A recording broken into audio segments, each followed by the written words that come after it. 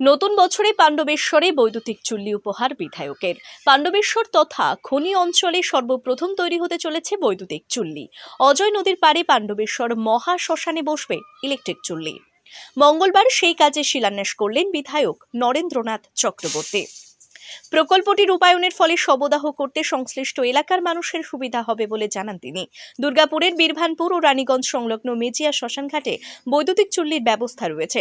ফলে বৈদ্যুতিক চুল্লিতে শবদাহের জন্য এতদিন খনি অঞ্চলের মানুষজনকে যেতে হতো সেখানে, কিন্তু খনি এলাকা থেকে এই দুটি জায়গার দূরত্ব যথেষ্ট বেশি।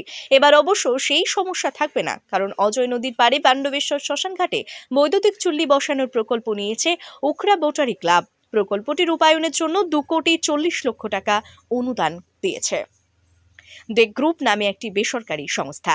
CSR প্রকল্পে তারা এই টাকা অনুমোদন করেছে। মঙ্গলবার পাণ্ডবেশ্বর শ্মশানঘাটে প্রকল্পটি রূপায়ণের কাজ শুরু হলো। কাজের সূচনা করলেন বিধায়ক নরেন্দ্রনাথ চক্রবর্তী।